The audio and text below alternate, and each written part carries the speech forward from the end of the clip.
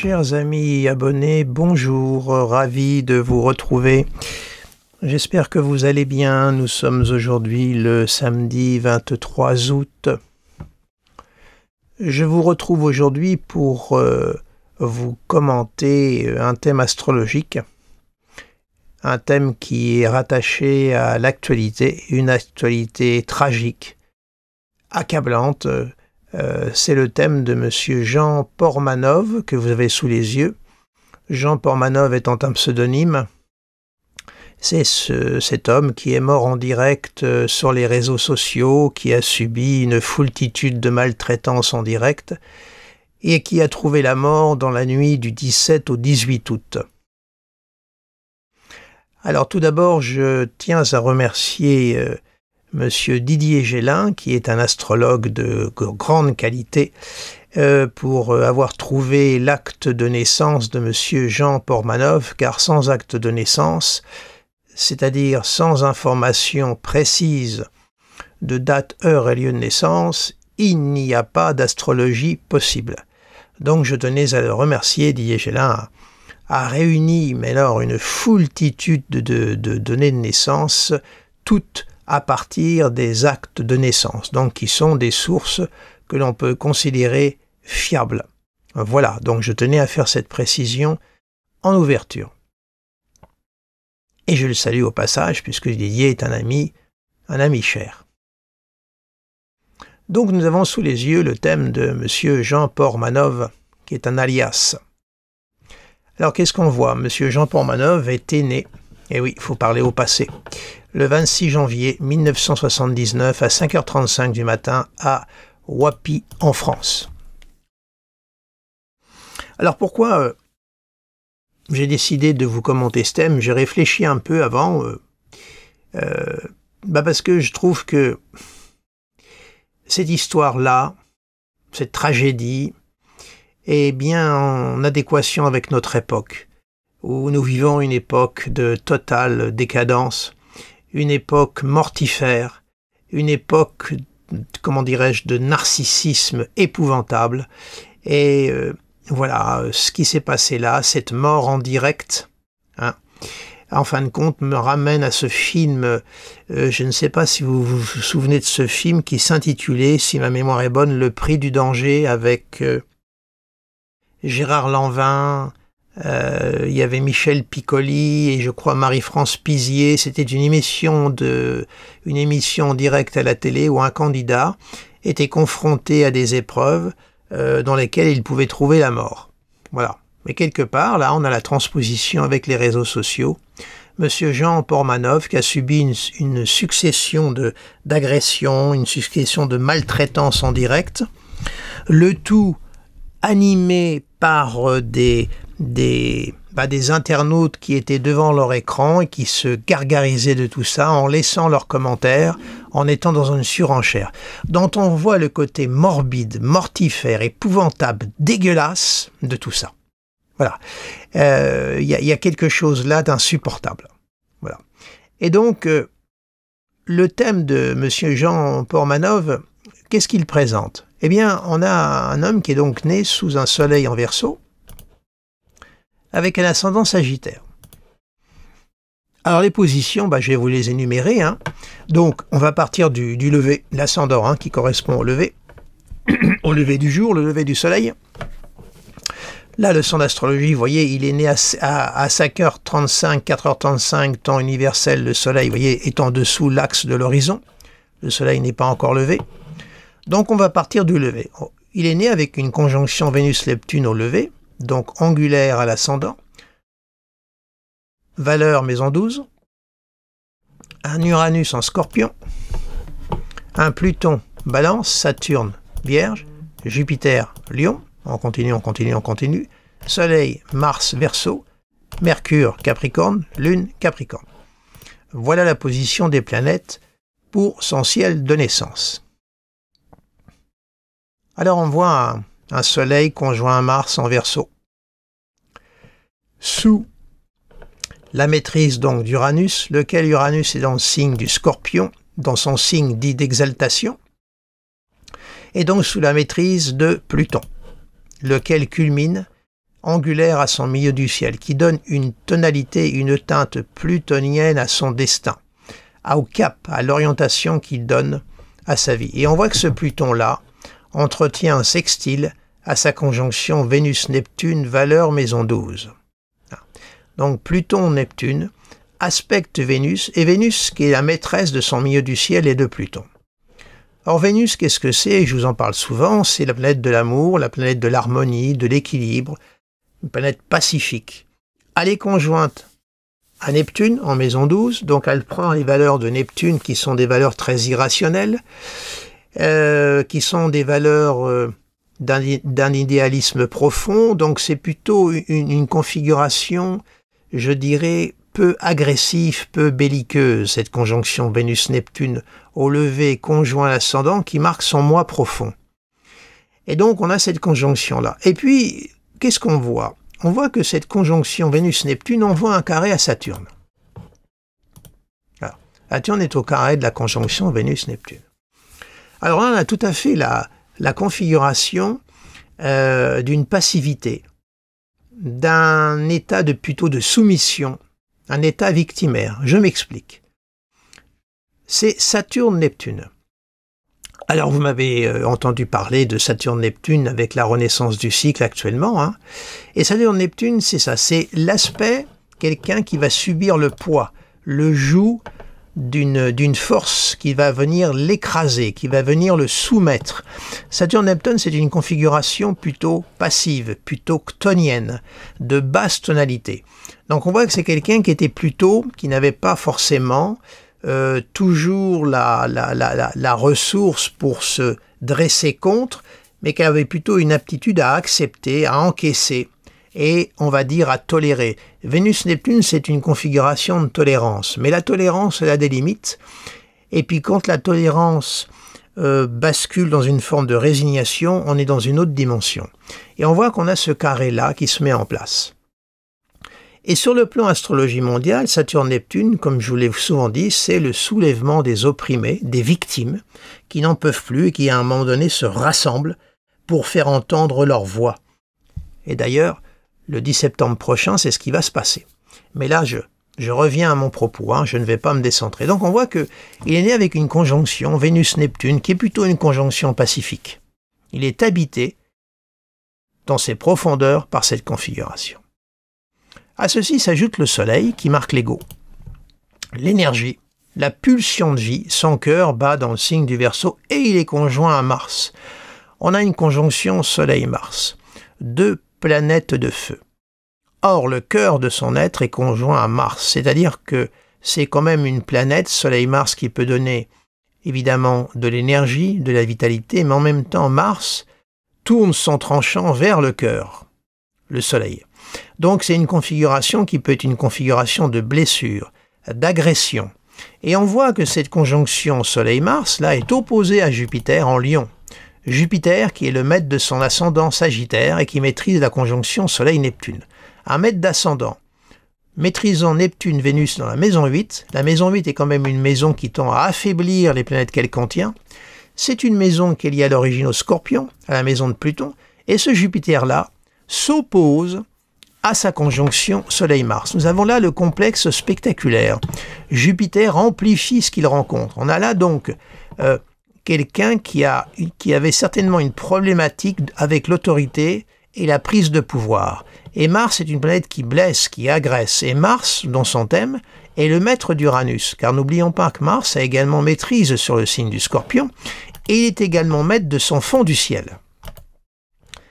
Le départ, les racines. Alors, quelle enfance a-t-il eu? Quelle vie a-t-il eu? Je n'ai pas d'informations. On voit qu'il a quand même une lune en Capricorne, qui est au semi-carré d'Uranus et au trigone de Saturne. Une lune Capricorne, c'est quand même une lune, ça nous rattache au mythe de Chronos. Vous savez, ce dieu Chronos qui engloutissait sa progéniture. Là, ça peut marquer une frustration, un manque peut-être d'attention, un sentiment peut-être d'abandon qu'il a ressenti durant son enfance, je ne sais pas. On n'a pas d'informations, ce sont des hypothèses que je trace. Mais on voit qu'il peut y avoir une blessure affective au départ, qui ensuite peut se transformer en blessure narcissique. Cette conjonction Soleil-Mars opposée à Jupiter, ce sont les deux planètes du pouvoir, mais qui ont du mal à s'incarner, car on voit que ce Jupiter est également au sesquicarré de sa conjonction Vénus-Neptune, laquelle fait un semi-carré à la conjonction Soleil-Mars. On a là l'aspect dont je vous ai parlé quelquefois, l'aspect que j'appelle le coup près. Une opposition qui envoie un sesquicarré, lequel envoie un semi-carré. On a là l'aspect du coup près de guillotine qui tombe. C'est un aspect de grande tension intérieure. On est en proie à des difficultés, à des tensions, à des blessures dont on a du mal à se libérer. Et on voit que dans son thème, il n'y a pas de porte de sortie. L'aspect est complètement fermé. On voit que Mercure envoie un carré à Pluton.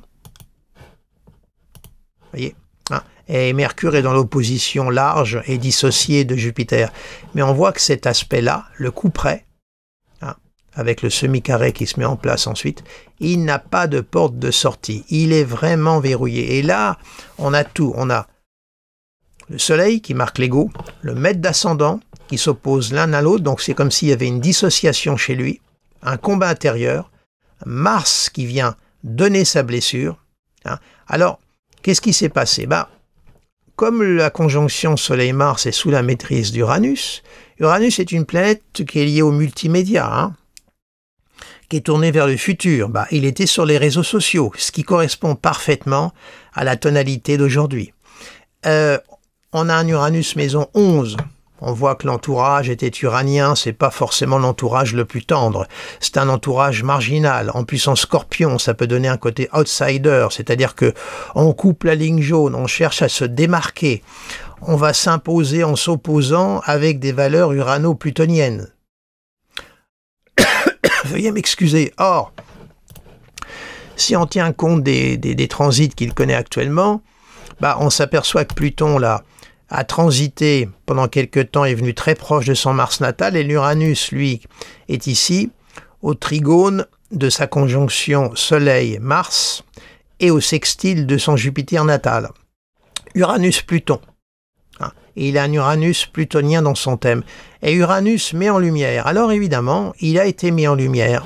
Il a connu, si je puis me permettre cette formulation, il connaît son heure de gloire, que je dis avec beaucoup de guillemets bien sûr. Il est dans la lumière par Uranus. N'oubliez que jamais Uranus est une planète d'éveil. Elle met en lumière, elle l'extériorise. C'est le contraire de Pluton. Pluton est une planète d'intériorisation. Pluton est une valeur chtonienne et Uranus est une valeur ouranienne, d'élancement, de mise en lumière. C'est la lave du volcan qui sort. Donc, c'est pour ça qu'Uranus nous permet des fois d'avancer, parce qu'il nous amène une forme de révélation à soi. Et là, eh bien oui, il a été mis en lumière, ce pauvre Jean Portmanov, mis en lumière pour les mauvaises raisons, puisqu'il a trouvé la mort. Et Pluton, planète mortifère, qui est partie de son milieu du ciel, très forte, a navigué, est arrivé en conjonction son Mars natal. Donc on a un thème vraiment qui est très, je dirais, éloquent. Alors, ça ne veut pas dire que, au vu du thème, comment dirais-je, Monsieur Jean Portmanov va consulter un astrologue à un moment donné pour faire le point sur lui-même. Bon, l'astrologue n'allait certainement pas lui annoncer qu'il allait mourir si jeune, mais tout au moins, on aurait pu le mettre en garde contre lui-même. Attention aux choix, aux orientations qu'il pouvait prendre, qui seraient susceptibles, eh bien évidemment, de se retourner contre lui.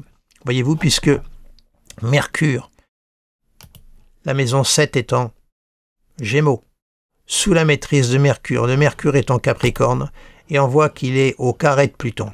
Donc ça veut dire qu'au niveau de ces associations, de ces rencontres, il aurait fallu le mettre en garde sur la nature de celle-ci, qui pouvait être un blocage et nuire à son évolution. À ceci, sa problématique avec l'autorité et le pouvoir. Et comment il règle ça? Est-ce qu'il va prendre lui-même de force le pouvoir ou est-ce qu'il va le subir? Eh bien, il va le subir. Pourquoi? Parce que cette conjonction Vénus-Neptune au lever est une configuration pacifique, molle, et elle reçoit le carré de Saturne, qui vient rajouter sa note de plomb, sa note de blocage. Un Saturne en plus dans le signe de la Vierge, un Saturne mercurien. Et au trigone de la Lune. Donc la Lune est vraiment saturnisée au total. C'est une marque de frustration, là aussi. C'est un peu l'enfant qui subit, qui est agressé. Donc voyons, on a un thème qui est tout de même assez parlant d'une certaine forme de faiblesse, de fragilité. Alors, Après, évidemment, vous savez, le grand secret de l'astrologie, et heureusement, c'est qu'on voit, on a une vertébrale, on voit un langage symbolique se déployer, mais maintenant, de quelle façon le symbole va-t-il s'incarner dans la réalité d'une personne? Ça reste toujours un mystère. C'est pour ça que il faut toujours coller au terrain, connaître le contexte, l'environnement d'une personne pour faire une bonne interprétation et ne pas basculer dans des projections ou des délires d'interprétation. On a là une tonalité, une vertébrale qui est parlante. Mais maintenant, il aurait très bien pu l'utiliser d'une façon créative. Vénus, maîtresse du milieu du ciel, vous voyez, hein, Vénus, maîtresse de la maison 5, qui est une maison de création, conjoint à Neptune en Sagittaire, il aurait pu l'utiliser au semi-sextile d'Uranus à des fins créatives, artistiques. Bah là, c'est passé d'une façon, je dirais, narcissique. Vénus angulaire à l'ascendant sous la maîtrise de Jupiter, un Jupiter Lion, qui se retourne contre le Soleil, son ego. Ça s'est exprimé d'une façon narcissique. Il s'est mis en vedette, tout en étant une victime, tout en subissant, veuillez me pardonner, une soumission. Voilà. Donc on a quelqu'un qui est un peu, qui est accablé, qui est écrasé. Vous voyez quand même que son ascendant, le moi profond, est entouré par Vénus, Neptune, Lune. C'est quand même une marque de fragilité, une marque de faiblesse. Voilà. Donc il a, là je dirais d'une façon peut-être inconsciente, utilisé sa faiblesse pour occuper le centre, parce que c'était lui la vedette, hein. Il a subi des maltraitances épouvantables, hein. C'est une histoire tragique. Alors, tenez, je vais vous montrer un document, j'ai fait quelques petites recherches sur Internet, voilà, regardez. Oui. Il y a quelqu'un, Pierre, personne, qui a, parce que toutes les archives, la plateforme qui a recueilli ça s'appelle Kik. Kik, ça veut dire ce que ça veut dire, hein, Kik. Hein, bon. Et KICK, hein, américain. Et ils ont tout viré, évidemment, pour pas qu'il y ait de preuves. Sauf que il y avait un internaute qui a fait des archives et qui a gardé plus de 3000 heures de visionnage et plus de 1730 extraits problématiques. Vous voyez, le lendemain de la mort de Jean Pormanov, Pierre décide de mettre en ligne, à disposition de tous, sa gigantesque base de données alimentée depuis février 2024. C'est quelque chose que je n'avais jamais vu sur d'autres plateformes comme YouTube ou Twitch. J'ai commencé à enregistrer des extraits d'une minute à chaque fois que je voyais quelque chose de choquant, comme une humiliation, vous voyez, un geste de violence ou des insultes envers Jean Pormanov, raconte le lanceur d'alerte. Ça représente 3000 heures de stream, des diffusions que Pierre regardait au jour le jour et dont il a extrait 1739 vidéos qui concernent également à la marge Koudous, l'acolyte de Jean Pormanov qui est sous sa curatelle. Bon, ces vidéos, il les a mises à disposition l'an dernier de Mediapart. Vous voyez, donc, il y a eu aussi une tentative, évidemment, du site qui recueillait de dissimulation. Alors, là, on peut penser qu'il va y avoir, là aussi, comme Uranus, là, va revenir en taureau et va passer l'année prochaine en Gémeaux. Et vous voyez, ça se fait avec un Uranus Gémeaux au trigone d'un Pluton Verseau. Et là, on est tout à fait dans ce que j'avais un peu, non pas prédit, mais plus ou moins interprété, analysé. Ce Pluton en Verseau, ça va être la terreur, la cybercriminalité, la cyberdélinquance, le cyberterrorisme qui vont passer maintenant par, comme dit Cyber, par le monde virtuel et par Internet. Et là, on a une démonstration. C'était une mort en direct. Pluton sous la maîtrise d'Uranus qui reçoit le trigone d'Uranus dans le signe de Mercure. C'est mercuro-uranien, on est dans la communication. Et là, il faut s'attendre à ce que ce genre de choses peut-être se propage ou existe peut-être déjà, déjà depuis très longtemps, mais là ça a été au vu et au su de tous. En plus, il faut savoir que la plateforme Kik est une plateforme qui rémunère ceux qui créent leur espace dessus. Ouais. J'ai écouté un petit peu l'un des animateurs de cette plateforme, en plus ça rémunère, donc c'est vraiment attractif. Vous voyez, on a tout, on a vraiment le côté Pluton, on a à la fois le fric, le côté plutonien, on a la technologie moderne et la diffusion par Uranus en Gémeaux. On a tout, la totale. Partant du fait que Pluton avait transité déjà son Mercure natal depuis pas mal de temps. Il a eu la traversée de Pluton pendant des années dans sa maison 1 qui a marqué un effondrement certainement de son moi profond. Il est passé par toutes les vicissitudes, je dirais, sombres de Pluton, parce qu'évidemment Pluton peut être vécu sur un autre plan, même s'il nous demande quelquefois de faire des grands sacrifices pour arriver à un autre plan. Mais lui, il l'a vécu dans les valeurs sombres, des valeurs d'effondrement. Maître en plus de sa maison, ce qui marque ses appuis, son entourage, vous voyez, vraiment le thème présente des éléments qui sont évidemment fragiles. Alors, comment dirais-je, ça aurait pu être l'inverse, ça aurait pu faire un quelqu'un de violent, quelqu'un qui aurait infligé à son tour sur des êtres faibles, mais comme l'ascendant est entouré par ces trois planètes-là, ça en fait pas un belliqueux, ça en fait pas un agressif. Au contraire, il a retourné le fer de Mars contre lui, son ego, sa lumière, son rayonnement. Vous voyez, Mars est vraiment à l'opposition de 200 mètres d'ascendant par Jupiter, Sagittaire, voyez-vous. Et Jupiter est sous la maîtrise du Soleil, Lion, et le Soleil s'oppose. Vous voyez, donc là, on a un peu une articulation qui est très significative, voyez. Et malheureusement, cette histoire-là est emblématique de notre société, et puis de la société hyper narcissique vers laquelle on va se diriger de plus en plus. Vous savez, il faut quand même être conscient que le monde vers lequel on va basculer ne va avoir aucune empathie. Neptune, qui marque l'empathie, va être en bélier. Là, on n'est pas dans l'empathie, on est dans un Neptune qui va être martial, qui va marcher au pas, qui va être directif. Uranus en Gémeaux, Pluton en Verseau, c'est pas de l'empathie tout ça. Non. Alors, on va avoir besoin de garder, de développer tout cela. Alors, ceux qui parlent avec un Pluton en Verseau de la naissance d'une nouvelle fraternité, eh bien moi, je leur demande, dites-moi, est-ce que vous pourriez être en mesure de me décrire quelle va être cette nouvelle fraternité, s'il vous plaît? C'est bien beau de parler d'une nouvelle fraternité, mais il faudrait la décrire.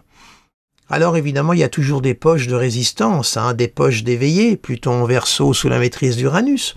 Évidemment, il y aura toujours des groupes d'individus qui auront une prise de conscience et qui parviendront à se mettre en marche. C'est un Pluton sous la maîtrise d'Uranus, donc une capacité à se mettre en marge, et qui échapperont, auront un autre regard, mais ils vont constituer une minorité de minorités.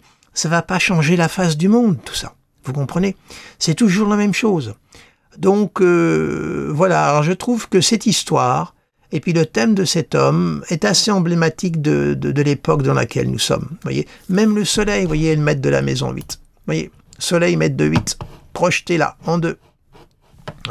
Alors après, il y a un rapport axe 2-8 qui est un axe de finance, d'argent. Quelle est la vénalité au milieu de tout ça?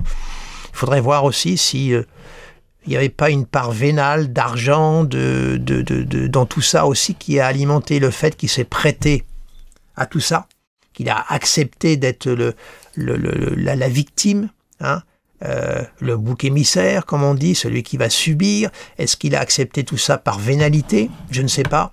Je pense qu'on va avoir de plus en plus de renseignements au fur et à mesure, mais c'est quand même un événement qui est significatif, surtout de notre époque. On est dans une époque de pulsion de mort, nom de Dieu, énorme. Et vous voyez, de toutes parts, c'est épouvantable. On vient à un moment de notre histoire que je trouve épouvantable. Alors donc, il faut vraiment essayer de se rattacher à d'autres valeurs pour résister, ne pas se laisser, comment dirais-je, polluer psychiquement, émotionnellement par tout cela. Et c'est pas toujours facile. Je le conçois. Vous voyez là, ce sextile Neptune-Pluton qui alimente Vénus, voyez. On est dans un rapport neptuno-plutonien, c'est pas des planètes de lumière, là. Et puis ça se passe en maison 12.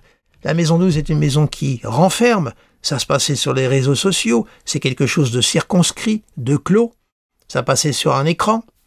Et puis moi, ce que je condamne, ce sont ceux qui ont été les spectateurs de tout ça, qui ont participé, planqués derrière leur écran, planqués derrière des pseudonymes avec des fausses identités, et qui alimentaient, qui surenchérissaient, ça donne envie, comme le disait Léo Ferré, de dégueuler.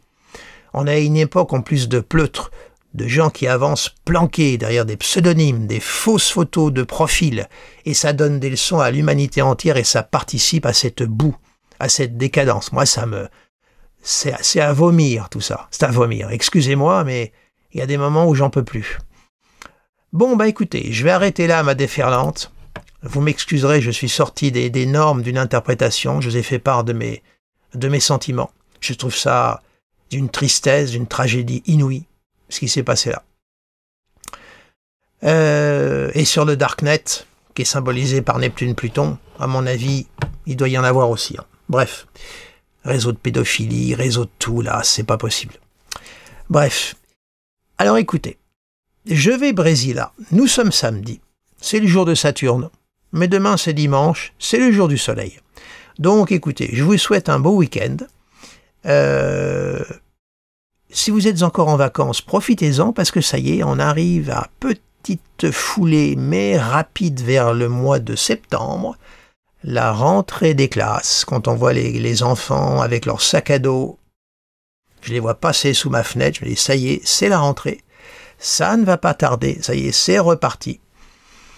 On va repartir vers les conflits sociaux, la fameuse date du 10 septembre qui arrive, etc., etc. Voilà, eh bien écoutez, passez une agréable journée, un bon week-end, merci de votre fidélité. Les nouveaux venus, bien écoutez, comme je le dis toujours, n'hésitez pas à vous abonner à ma chaîne YouTube. Mettez-moi un petit pouce, toujours pour bien valoriser que ma vidéo soit dans le fil de l'actualité de Google, bah oui. Et puis voilà, et puis je suis à votre disposition si vous avez envie d'avoir un éclairage aussi sur votre propre thème astrologique. Je fais un peu ma promotion, voilà, donc je reçois en consultation. Voyez tout ça, tout est indiqué sur mon site internet. Voilà. Eh bien écoutez, merci de votre fidélité, merci de votre attention, et puis je vous dis à très très bientôt. Au revoir.